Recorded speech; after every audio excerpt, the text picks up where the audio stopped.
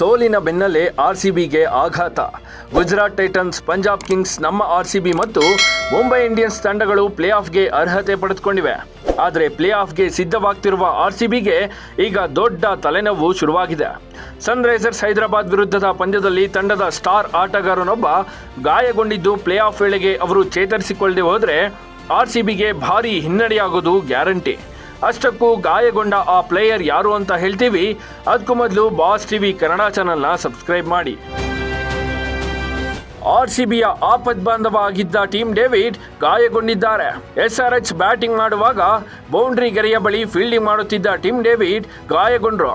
ಓಡಿ ಹೋಗಿ ಚೆಂಡು ಹಿಡಿಯುವಾಗ ಅವರ ತೊಡೆಯ ಸ್ನಾಯುಗಳು ಬಿಗಿಯಾದವು. ನೋವು ತಡೆಯಲಾರದೆ ತಕ್ಷಣವೇ ಮೈದಾನದಿಂದ ಹೊರನಡೆದರು. ನಂತರ ಅವರು ಕೊನೆಯಲ್ಲಿ ಬ್ಯಾಟಿಂಗ್ ಮಾಡಲು ಬಂದರೂ ಗಾಯದಿಂದಾಗಿ ಸರಿಯಾಗಿ ಓಡಲು ಸಾಧ್ಯವಾಗಲಿಲ್ಲ. ಇದೇ ಈಗ ಆರ್ಸಿಬಿ ಅಭಿಮಾನಿಗಳ ನಿದ್ದೆ ಕೆಡಿಸಿದೆ. ಈ ಸೀಸನ್ನಲ್ಲಿ ಟೀಮ್ ಡೇವಿಡ್ ಭರ್ಜರಿ ಫಾರ್ಮ್ನಲ್ಲಿದ್ದಾರೆ. ಕೊನೆಯಲ್ಲಿ ಬೃಹತ್ ಹೊಡೆತಗಳನ್ನು ಸಿಡಿಸಿ ತಂಡಕ್ಕೆ ಸೂಪರ್ ಫಿನಿಶಿಂಗ್ ಟಚ್ ಕೊಡ್ತಿದ್ದಾರೆ. ಗೆಲ್ಲಲು ಬೇಕಾದ ರನ್ಗಳನ್ನು ಸುಲಭವಾಗಿ ಹೊಡೆಯುವ ಸಾಮರ್ಥ್ಯ ಅವರಲ್ಲಿದೆ. ಈಗ ಪ್ಲೇ ಆಫ್ಗೂ ಮುನ್ನ ಟೀಮ್ ಡೇವಿಡ್ ಗಾಯಗೊಂಡಿರೋದು ತಂಡದ ಬ್ಯಾಟಿಂಗ್ ಲೈನಪ್ಗೆ ದೊಡ್ಡ ಹೊಡೆತ ಬೀಳಲಿದೆ. ಒಂದು ವೇಳೆ ಪ್ಲೇ ಆಫ್ ವೇಳೆಗೆ ಟೀಮ್ ಡೇವಿಡ್ ಪೂರ್ಣವಾಗಿ ಚೇತರಿಸಿಕೊಳ್ಳದೆ ಹೋದರೆ ಆರ್ಸಿಬಿ ತಂಡ ಗಂಭೀರ ನಷ್ಟ ಅನುಭವಿಸುವುದು ಖಚಿತ. ಈಗಾಗಲೇ ತಂಡದಲ್ಲಿ ಕೆಲವು ಸಮಸ್ಯೆಗಳಿರುವಾಗ ಟೀಮ್ ಡೇವಿಡ್ ಗಾಯ ಮತ್ತಷ್ಟು ಕಷ್ಟ ತಂದೊಡ್ಡಬಹುದು.